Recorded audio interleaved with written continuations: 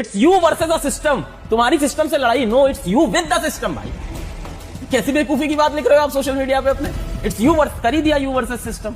It's a system that is compromised. It's you versus the system. 23 lakh students के भविष्य के साथ खिलवाड़ हुआ है। एनटीए का डायरेक्टर है, उसको रिजाइन करना चाहिए। मुर्दाबाद मुर्दाबाद, केंद्र सरकार मुर्दाबाद मुर्दाबाद मुर्दाबाद। नमस्कार दोस्तों, मैं एनडी तृतीय। दोस्तों, नीट का पेपर कैंसिल हो चुका है।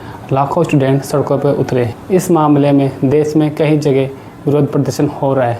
साथ ही राजस्थान, यूपी, बिहार, तेलंगाना, कर्नाटका और केरल में रैलियां निकाली जा रही हैं। सरकार पर सवाल उठाए जा रहे हैं, पेपर लीक क्यों हुआ, सिस्टम में कहाँ गड़बड़ी हुई। जब सरकार को पहले अंदेशा हो चुका था कि पेपर लीक होना है, फिर सरकार ने पेपर चेंज क्यों नहीं किया। दोस्तों, हम आगे बढ़े उससे पहले जान लेते कि यह पूरा मामला है क्या। अभी तक जांच में माना जा रहा है कि यह paper Nashik Maharashtra printing press से लीक हुआ है।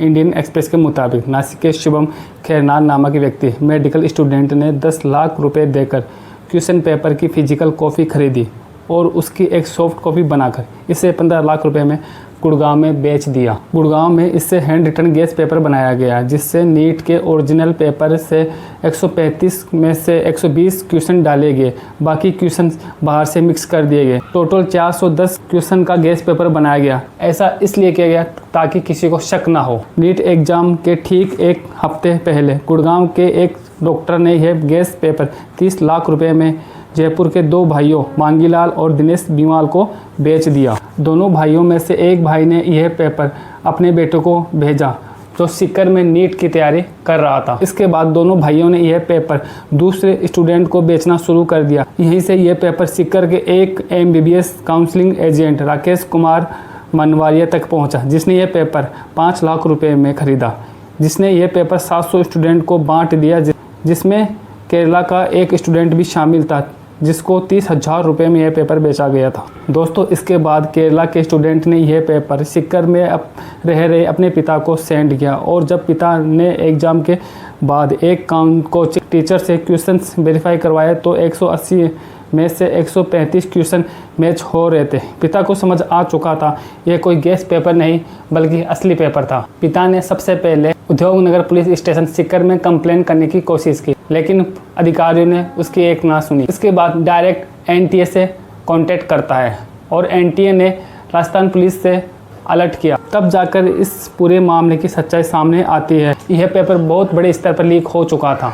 दोस्तों, यह पेपर 1 महीने पहले से व्हाट्सएप और टेलीग्राम पर घूम रहा था। सरकार को बिना कुछ पता चला आखिरकार 12 मई को NTA ने पेपर को कैंसिल कर दिया। NTA ने 4 अहम फैसले और किए। CBI जांच करेगी, री एग्जामिनेशन की तारीख जल्द बताई जाएगी, एग्जाम सेंटर नहीं बदले जाएंगे, कैंडिडेट्स की एग्जाम फीस वापस होगी। दोस्तों, इस पूरे मामले में दिनेश बीमाल का नाम सबसे ऊपर, जो कि भारतीय जनता पार्टी BJP के नेता माने जाते हैं। दिनेश बीमाल के खुद के सोशल मीडिया अकाउंट पर देश के कई शिक्षा मंत्रियों के साथ तस्वीरें हैं, जिसमें राजस्थान के शिक्षा मंत्री मदन दिलावरी शामिल है। दोस्तों, सोचने वाली बात है कि अब उन 22 लाख बच्चों का क्या होगा जिन्होंने रात दिन पढ़ाई करके एग्ज़ाम दी थी।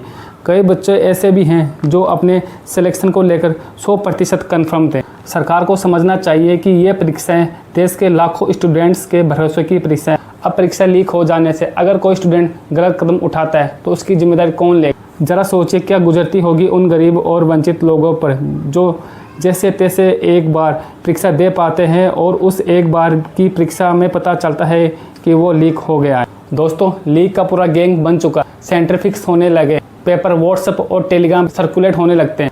दोस्तों, पिछले 10 ईयर में 89 बार पेपर लीक हुए एंड 48 टाइम री एग्ज़ाम हुए। जब तक ये सिस्टम और इस सिस्टम की मंशा ठीक नहीं होगी तब तक एग्ज़ाम कभी फेयर नहीं हो सकता। दोस्तों, सरकार और मोदी जी को जिम्मेदारी लेनी चाहिए और शिक्षा मंत्री धर्मेंद्र प्रधान को मंत्रिमंडल से बर्खास्त करना चाहिए। नीट का एग्ज़ाम अब कैंसिल हो गया है। अब सोचने वाली बात है कि जो सरकार एक पेपर हमारे देश में ढंग से नहीं करा पा रही है, उसे लीक होने से नहीं बचा पा रही है, वो देश चला सकने योग्य है क्या। 2014 से न जाने कितने पेपर लीक हो रहे हैं, ये सरकार एक पेपर तक नहीं करवा पा रही है। उस देश से और क्या उम्मीद की जा सकती है दोस्तों, जिस देश का शिक्षा मंत्रालय ही शिक्षित हाथों में ना हो। कोई भी देश विकसित कब होता है, जब उसका एजुकेशन सिस्टम बहुत अच्छा हो। दूसरे देशों में एजुकेशन फ्री की जा रहे हैं, एजुकेशन पर सब्सिडी दी जा रही है, पर हमारे यहाँ के एजेंसियां और आयोग बहुत मोटा पैसा छाप रहे हैं। हम किस तरह विकसित देश की राह पर चल रहे हैं। दोस्तों, भारत में एजुकेशन सिस्टम और एग्जाम सिस्टम दोनों फेल हो चुके हैं। अगर आपको हमारा वीडियो पसंद आया तो लाइक करें और शेयर करें। हमारे चैनल को सब्सक्राइब करना ना भूलें।